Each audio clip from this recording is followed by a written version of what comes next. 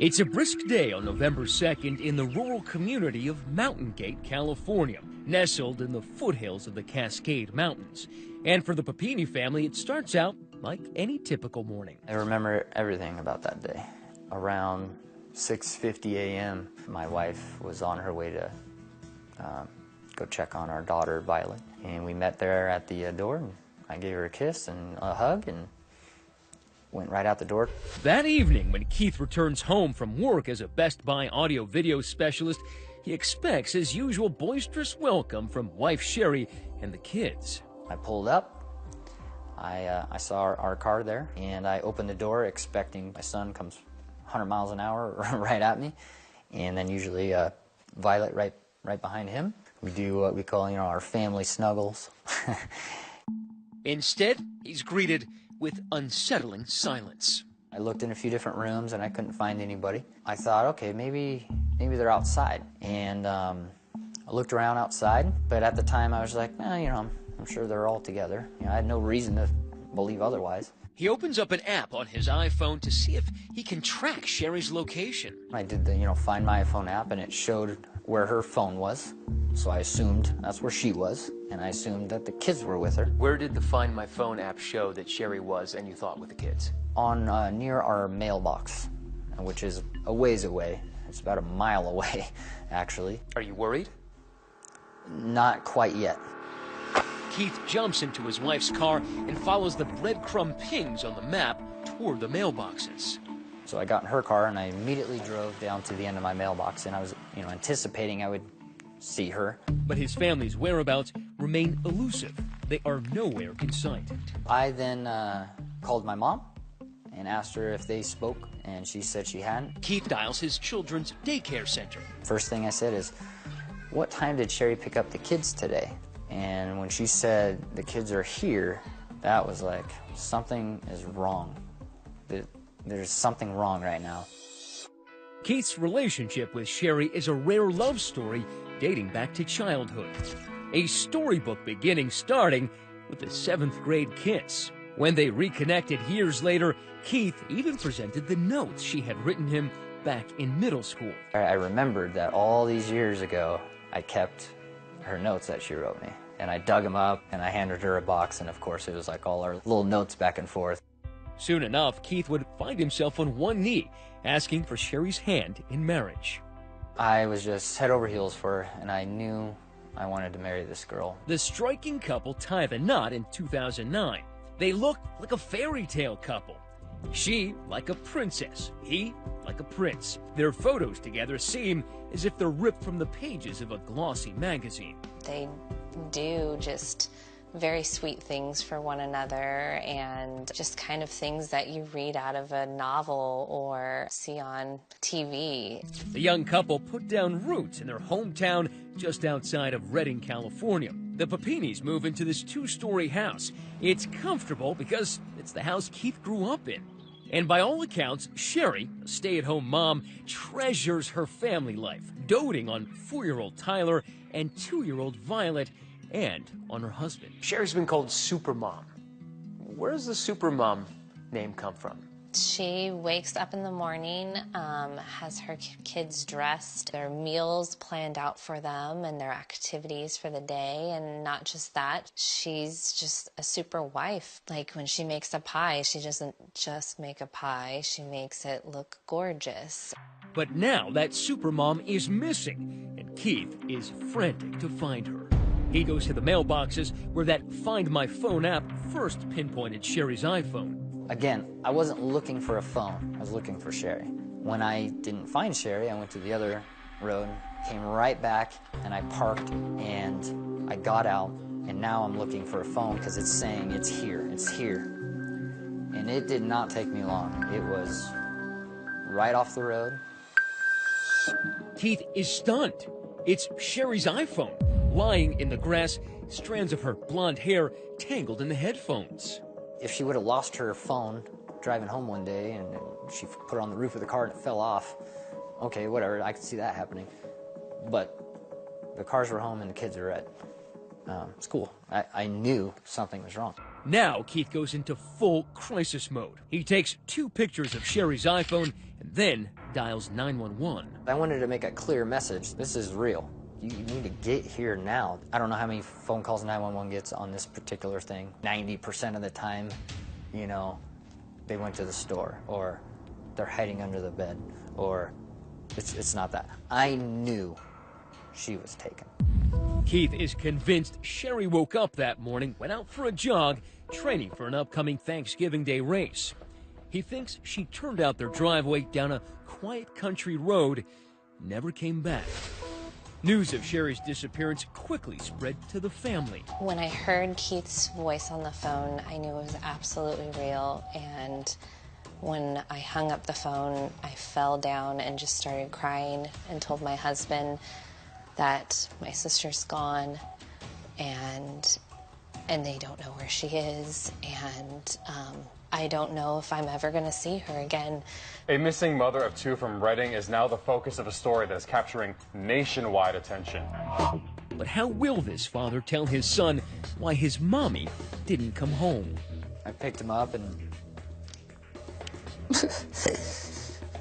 I told him I had something important to tell him, and he jumped he jumped up on the couch with me, and he knew something was up. And he said, "Dad, you can tell me anything." From the foothills here in Shasta County, California, the mist can make a mountain vanish right before your eyes. That's also what happened to Sherri Papini, disappearing in broad daylight on a November afternoon. She is considered at risk due to the suspicious circumstances. Within hours of Keith's 911 call, deputies are searching for Sherri. They soon get reinforcements, friends, neighbors, and complete strangers lining up to help. We're just using a map and we're doing some grid searches. The longer that someone's missing, that's a very critical time within the first, 24 hours. From rushing creeks to culverts choked with brush. But for the husband of the woman who just fell off the face of the earth, it's not enough. Did I want more? Of course. I wanted the Marines, the Army. I want a SWAT team to break into every home in a 10-mile radius. I'm going to do everything I can to find my wife. Sherri's big sister, Sheila, and Keith's sister, Suzanne. Please bring her home. She has babies. She loves them. She's a family that loves her. Please just bring her home. Just bring Sherri home. What is your gut feeling at first of what might have happened to her? We still don't know. We were trying to keep a very open mind. So then we start checking with friends, family, other associates to try and put together a timeline, looking for homes that maybe had some surveillance video. And then looking to local area motels and hotels to see if she had been seen there. I'm sure you looked into Sherri's past. Did you find anything? We were looking into a little bit of everything. Financials. We found where she had been previously married and had been divorced. We checked with her ex-husband who lives out of state and found that he had not heard or talked to her in probably 6 years or more. Then, from this truck stop, a woman calls in a heart-stopping lead. She said that she saw a young woman that fit the description of Sherri Papini, and that when she approached her and asked her if everything was okay, that she seemed somewhat evasive. Evasive? Maybe. But is it Sherri? No. The detectives believed that that was not Ms. Papini in that vehicle. For his part, Keith, ordinarily so private he and Sherri don't even do Facebook, begins making TV appearances. Anything to keep Sherri's face in the public eye. If we can get it everywhere, as I'm sure all of you would do if your wife or husband or whatever was missing, you would do whatever you can, and that's what I'm doing. And so, in the late fall, in the shadow of the Cascade Mountains, a strange bumper crop of yellow ribbons and posters appears. Billboards for a nightmare. I'm just wondering about her health. Are they feeding her? Is she hot? Is she cold? I mean, just little horrible things that I would go through. I thought about that. I thought about her being there, screaming my name, and that I wasn't there, and that really, that really got to me. Keith admits despair hung over him like a cloud. There was a moment where we were heading back after we did a few mile search, and we look up and we start to see some birds circling. And I started walking, and I just went to my knees, and I thought, am I really hiking out here to look for my wife? And do I even want to? I don't want to find her right now, but I do want to find her. One of my good friends came over and just, hugged me and let me cry on her shoulder for a little bit, and it was a very sad and a very emotional and angry moment for me, and I'm very glad they were with me to kind of pick me up, and it was that was a tough one for me that day. All this time, you're dealing with this sadness, this pain, this agony of fear. You've still got 2 little kids to think about.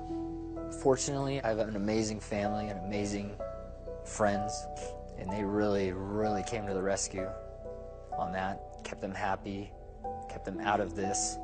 The grown-ups tried to shelter them, but Keith and Sherri's son and daughter are old enough to know their world has been turned upside down. And after a couple of weeks, Keith can no longer keep that huge secret from his 4-year-old Tyler. I told him I had something important to tell him, and he jumped he jumped up on the couch with me, and he knew something was up. And he said, "Dad, you can tell me anything." For a little 4-year-old to say that, I wasn't prepared for that, so I just said, "Son, Mommy went running, and she didn't come home, and we're all looking for her right now." We just held each other, and I said, he said, "Are you looking for her?" And I said, "Everybody in the whole world is looking for her right now." And I said, "We're gonna find her, and we're gonna get her back." Keith had no idea whether that was a promise he could keep. Sherri may be gone, but her picture is everywhere. One day, Keith sees their son with the innocence of a 4-year-old standing in front of one of those posters. He was just standing there, and he had his left hand on her face. He was just staring at her, and he was just sitting there, tears in his eyes, with his hand on her face. Solving the kidnapping of that wife and mother, Sherri Papini, begins to look impossible, especially since authorities were not convinced that she'd been kidnapped. We are keeping open minds to this, and we're looking at all avenues. We're not saying it is an abduction. We're not saying it is not. Could it be a voluntary disappearance? Could it be an involuntary? We don't know at this time. I know she was taken. My family knows she was taken. But you're obviously not going to come out and say that abduction because you don't have the evidence. And that was a little rough for me to hear, but... The investigation about to take a sharp turn as a new player enters the case with a radical plan to cut out the police and bring Sherri home safe all on his own. A man named Gamble, ready to roll the dice. I didn't know if it was going to work, but I wasn't going to not try it. As Thanksgiving approaches, the search and rescue operation for supermom Sherri Papini is failing. There's been no rescue, and now there's not even a search. I'm coming, honey. I'm trying. I'm doing everything I can. And, I love you. Still, a shell-shocked Keith Papini is keeping his wife's name in the media by granting interviews. It is very difficult for me and for my family. I would never wish this feeling upon anybody. It is taking its toll on me. There's sympathy, of course, but there's also plenty of skepticism. Police, following standard procedure, have to eliminate Keith as a suspect. Remember, the only physical evidence in the case, Sherri's cell phone, those earbuds with strands of her hair, all discovered and provided by Keith in 2 photos he snaps and then gives to authorities. When you saw the way that phone was pictured in the photograph he sent you, did it make you think that perhaps it was staged? It looked like it could have been placed there, along with the earbuds being placed on top of the phone screen. Your wife vanished. Mm-hmm. But you're also the prime suspect. I never felt that. You never felt that? I didn't. It never occurred to me at first that people would think it was me. I knew it wasn't him. Sherri's big sister Sheila never questioned her brother-in-law's innocence. She says if Sherri was a super mom, Keith was a superman. You would hope that your child or that your daughter would find someone so loving and so dedicated to their spouse. To clear any cloud of doubt, Keith Papini consents to a polygraph test. It lasts for hours. Did they ask you if you had anything to do with Sherri's disappearance? Oh, of course. And I was like, to me, I was like, no problem. Let's hurry up and get this over with. It was basically 9 days before he was really cleared of suspicion. Yes. Why so But long? We were going through investigating hundreds of tips, looking at cell phone data, cell tower data. And did he give you phones, phone records, computers, all that stuff as well? Yes, he did. Keith Papini passes the polygraph, and Sheriff Tom Basenko says Keith is not a suspect. So investigators start chasing down outside tips, more than 400, but none of them lead to Sherri Papini's whereabouts. There are no suspects, there are no viable tips. Do you begin to lose hope?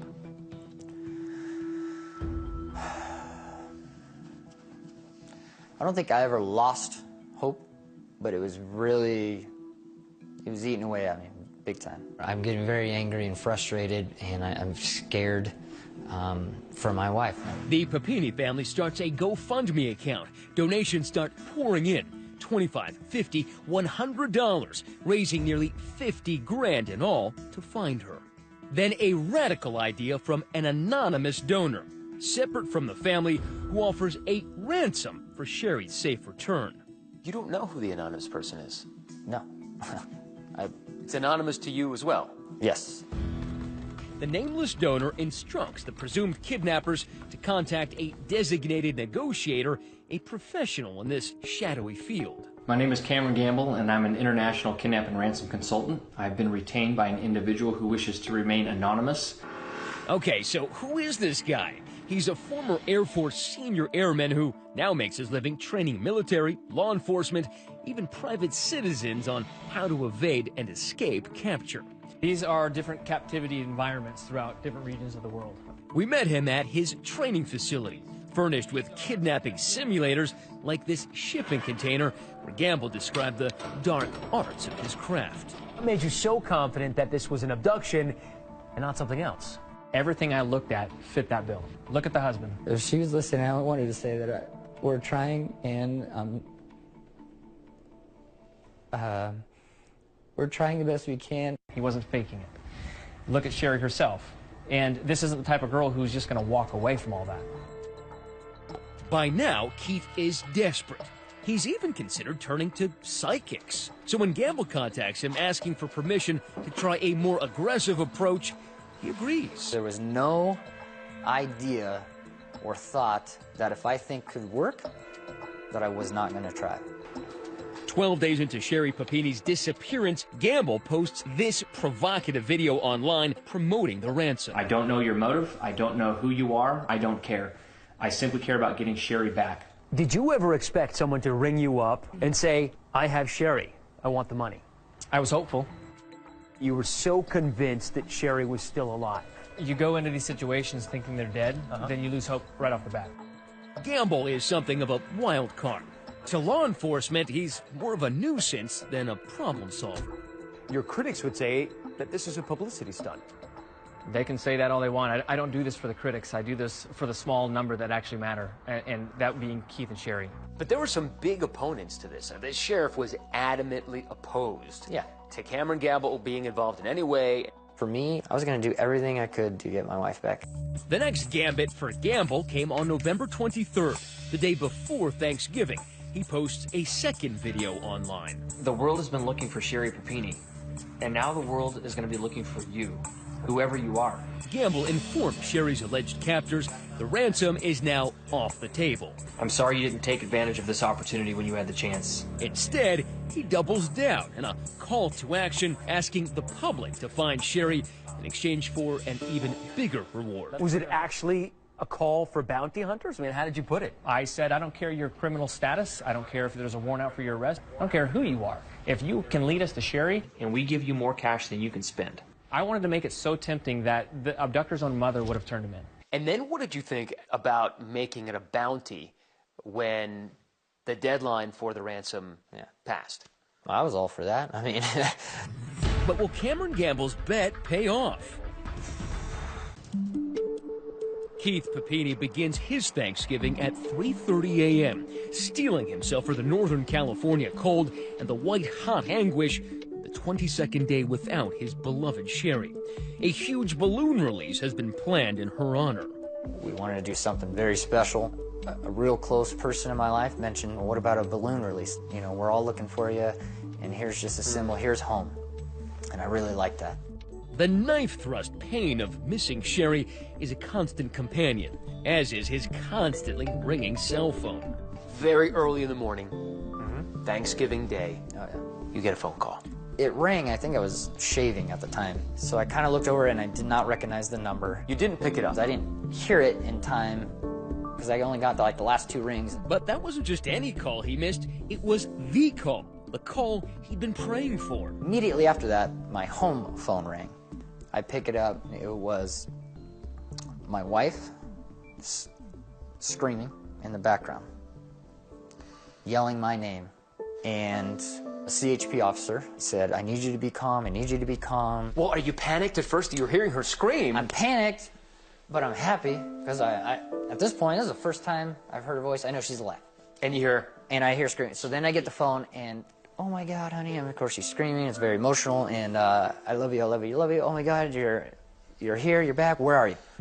Where was she? And how did she get free from her captors? Sherri hasn't spoken publicly yet. The account of her release comes solely from what she told police and her husband. She was bound. She had a chain around her waist. She had a bag over her head. I can't remember if it's her right or her left arm was chained to the chain, and her left hand was in the vehicle chained to something. Make sure she didn't jump out of the car. Yeah, they cut something to free her restraint that was holding her into the vehicle, pushed her out, and drove away. Sherri has one free hand and took a bag off of her head. And she has, at this point, has no idea where she's at. She runs to a house and didn't look what she said was very inviting. She ran to another building, could not get into that building, and then ran to the freeway. Stranded in the middle of nowhere, Sherri feels her only chance at rescue is to flag down a motorist on the highway.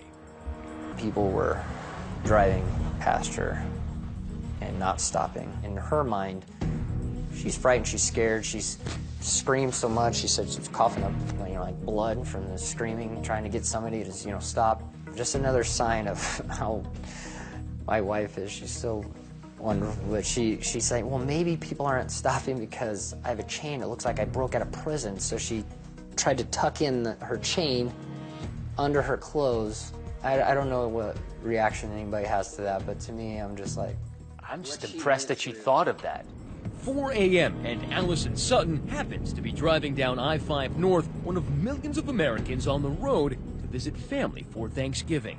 I was in the right-hand lane, and I saw a woman frantically waving what looked like a shirt, trying to flag somebody down. She had like a wide-eyed, panicked kind of look.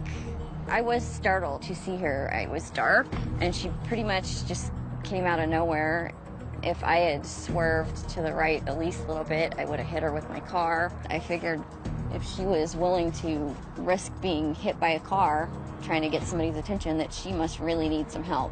I pulled off and I dialed 911. 911 emergency. Rescue workers raced to the scene, the silence of the early morning now filling with sirens and the crackle of radio chatter. Attention Station 8, unknown medical problem. It's going to be northbound I-5. Female needs medical attention. She is heavily battered. It's going to be some sort of an assault. Sherri is found in Yolo County, 150 miles from her Redding, California home. Disoriented from 22 days in captivity, she has no idea what time it is or even what day it is. The paramedics finally were talking to her. They were the first people to tell her, Happy Thanksgiving. And then she's like, oh, it's Thanksgiving night? And they said, no, it's Thanksgiving morning. Now, after that pre-dawn phone call, Keith is breaking every speed limit to get to the hospital where Sherri's been taken. The entire hospital was on lockdown. Eventually, they opened the door. The woman who's behind the curtain doesn't look like the wife and mother smiling back in countless family photos. One of the officers kind of like braced me and kind of put his arm around me, and he said, prepare yourself. She's alive, and you just got to be happy. They branded her.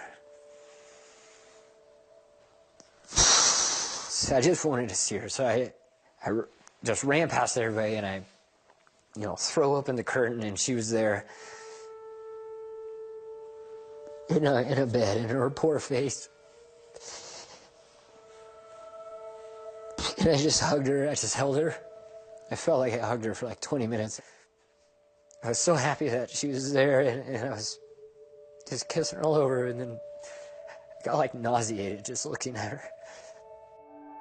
It was so hard for me to see her like that. And Keith, a couple of times you said her face, her poor face. Yeah. What did you see? The bruises were just intense, the bumps from, being hit and kicked and whatever else. Everybody gets a bruise once in a while, but not these types. I mean, these were hard to look at. Her hair, she always had very long blonde hair. They chopped it off. I just need to know, because I was worried that when you first said her face, that they didn't brand her face, right? I will say that no, it's not on her face, no. She lost almost 15% of her body weight in 22 days. Oh, yeah. That is traumatic physically. Oh, yeah.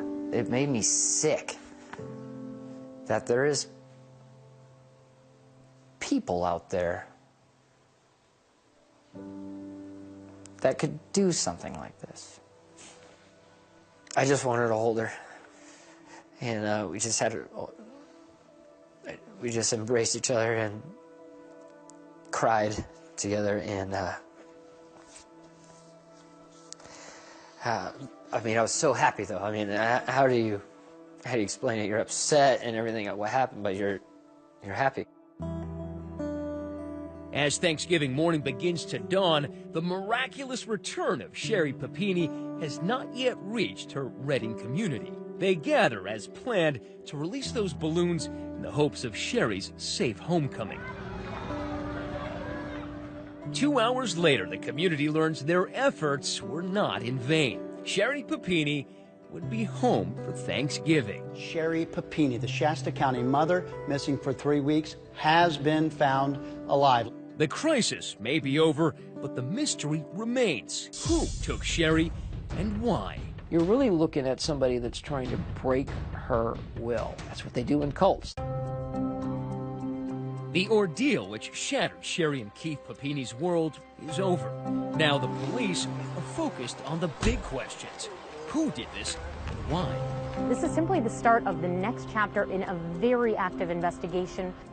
On the day she was found, investigators are only able to get the barest nugget from the traumatized Sherri. Which was 2 Hispanic female adults driving a dark SUV. Anybody? 2 Hispanic females in a dark-colored SUV in the state of California is not much of a tip. No, it would be literally a needle in a haystack. But the next day, Sherri Papini is talking to police, part of a series of interviews in which she slowly opens up with more details of her abduction. Did she know the people she was with? No. Did she ever see them? I will share with you that their faces were always covered. I can tell you that there was, guns involved. Was she overpowered? She didn't voluntarily get into a vehicle, if that's what you're asking. Very few people get abducted just in broad daylight. But the fact that there were 2 women who were allegedly behind this is even more shocking. But also makes more sense to me. Why? If a vehicle pulled up with 2 big dudes in it, would you approach that vehicle being a 100-pound woman? If 2 women pull up and let's say they ask you for help, that makes more sense to me. Investigators say those women drove Sherri about 2.5 hours non-stop that first day. And Sherri told them that her kidnappers spoke Spanish most of the time. She literally lived through hell. The things she told me that she did, acting like she was tucking in her kids, and she told me one time she took some piece of cloth and rolled it up like it was violet. She would rock hit it. She's so strong. That's the will to survive. Yeah. Suspect number 1 had long, curly hair. Sir. 2 days ago, Sheriff Basenko went public with more details. She had a thick accent. She had pierced ears. Suspect number 2 had straight black hair with some graying color. She had thick eyebrows. Details are few since Sherri said her captors kept all but their eyes covered. Police then follow it up by gently trying to tease out more morsels of memory from the fragile Sherri. Everything becomes important. The crack in the door, an unusual picture on the wall. What did it smell like? What did it feel like? All of those things may give you proximity, particularly as you get closer to potential suspects in a case. There are several theories police could be pursuing. First up, Keith's good friend Dale says the beautiful local scenery hides a dark underbelly. There are a lot of bad folks around the country, and when you start digging up these rocks and looking under, maybe more so than people even understand. We found local residents talking of meth houses and police drug raids, and there are other serious concerns. While this area is really sparsely populated, what it does have a lot of are sex offenders. There are apparently about 25 registered sex offenders who live within 3 miles of right here. But police say they checked those leads and found nothing. Yet another theory. Keith himself and Sherri are behind an elaborate hoax. There's been some speculation online and skepticism in some media. Many reports have said that this was a little bit of a attention-seeking kind of couple, sort of a reality show ready to go. Keith vehemently denies it all, writing that rumors, assumptions, and hate have been both exhausting and disgusting. I think these people take cheap shots no matter what. I can't believe that somebody would get beaten that severely just to try to make some money. To Cameron Gamble, Sherri's brutal injuries point to yet another theory.